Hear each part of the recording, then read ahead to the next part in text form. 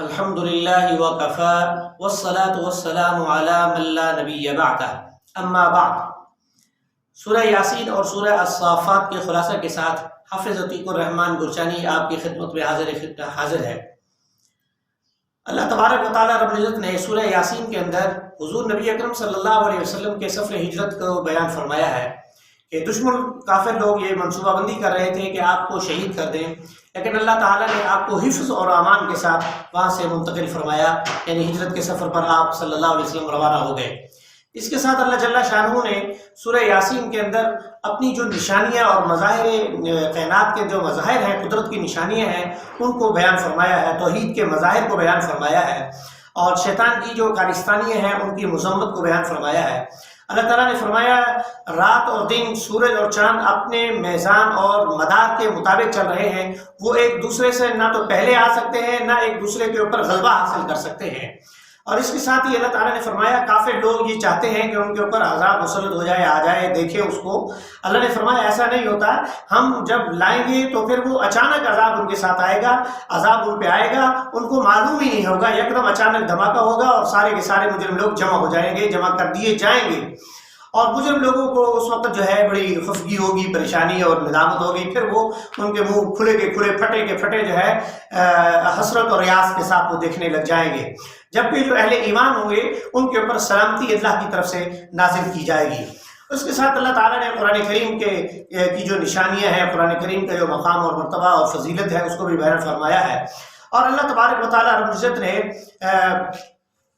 سورہ یاسین کے اندر یہ بھی بیان فرمایا کہ اللہ تعالیٰ کے دست قدرت کے اندر پوری کائنات کا حکم ہے۔ اللہ تعالیٰ جب چاہتے ہیں، جو چاہتے ہیں، جیسا چاہتے ہیں، کہتے ہیں انما امرہ اذا اراد شیئا ان یقول له کن فیکون۔ اللہ تعالیٰ جب کسی چیز کے ارادہ فرماتے ہیں تو کہتے ہیں ہو جا، تو وہ چیز ہو جاتی ہے۔ اس کو بھی اللہ تعالیٰ نے بیان فرمایا، اور ساری تعریفیں جو ہے اللہ تعالیٰ ہی کے لیے جو ہے وہ ٹھہری ہیں، وہ جمع خاطر ہیں۔ اگلی سورہ الصافات کے اندر اللہ تبارک و تعالیٰ رب العزت نے اسی مضمون کا تسلسل کے ساتھ سلسلہ جاری رکھا ہے، یعنی جو مظاہر قدرت ہیں ان کو بیان فرمایا، اور کافروں کے جو خواہشات ہیں ان کی کو جو ہے مسترد قرار دے دیا، اور اس کے مقابلے میں ان کو بتایا کہ جب ہماری گرفت آئے گی، ہمارا عذاب آئے گا، پھر آپ لوگوں کو اندازہ بھی نہیں ہوگا، اور باقی کل کائنات جو ہے، فرشتے جو ہیں، انسانیت جو ہے، کل قیامت کے روز وہ اللہ تعالیٰ کے حکم کے سامنے سربہ سجود ہوں گے، اور وہ صف بستہ کھڑے ہوں گے، صف در صف جو ہے اللہ تعالیٰ کی اطاعت کے اندر فرشتے بھی کھڑے ہوئے اور دیگر مخلوقات بھی ہیں، انسانوں کو بھی اسی طرح ہونا چاہیے۔ اس کے بعد اللہ تعالیٰ نے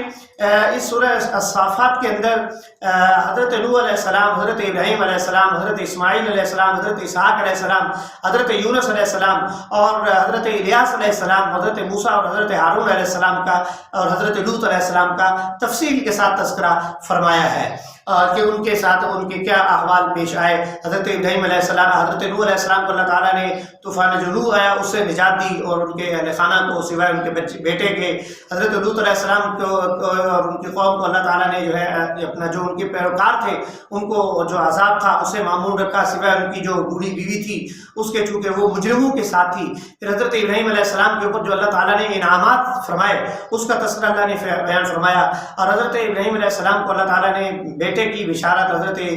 اسماعیل علیہ السلام اور حضرت اسحاق علیہ السلام کی بشارت دی۔ حضرت اسماعیل علیہ السلام جب بڑے ہوئے، بچپنے جب اپنے لڑکپن میں آئے تو اللہ تعالیٰ نے ان کو ذبح کرنے کا حکم دیا، تو حضرت ابراہیم علیہ السلام نے اس حکم کو بھی بجا لانے کی کوشش کی، تو اللہ تعالیٰ نے فرمایا قد صدقت الرؤیا،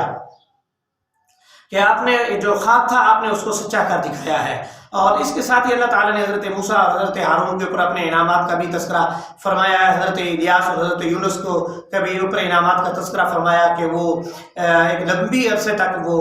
مچھلی کی پیٹ میں رہے، اور پھر اللہ تعالیٰ کی توبہ کرتے رہے، استغفار کرتے رہے، تو اللہ تعالیٰ نے ان کو جو ہے بحفظ و امانت جو ہے مچھلی کو حکم دیا کہ دریا کے اوپر ان کو کنارے پہ اگل دے، اور پھر ایک جو اپنا کمپل ہے اس کے کدو یا اس کی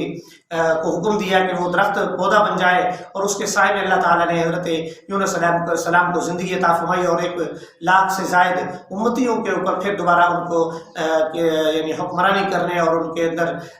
کام کرنے کی سعادت اللہ تعالیٰ نے عطا فرمائی۔ اس کے ساتھ اللہ تعالیٰ نے سورہ الصافات کے آخر کے اندر مسلمانوں کو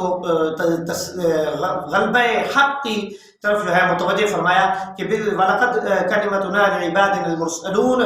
إِنَّهُمْ لَهُمُ الْمَنْصُورُونَ وَلَقَدْ سَبَقَتْ كَلِمَتُنَا لِعِبَادِنَا الْمُرْسَلُونَ إِنَّهُمْ لَهُمُ الْمَنْصُورُونَ کہ ہم سے آپ سے جو پہلے پیغمبر گزرے ہیں ہمارے بندوں میں سے، ہم نے ان کے اوپر بھی جو ہے اپنی مہربانیاں فرمائی ہے اور ان کو جو ہے کامیابی عطا کی ہے، ان کو نجات دی ہے، دشمنوں کی سازوں سے ان کو معمور رکھا ہے۔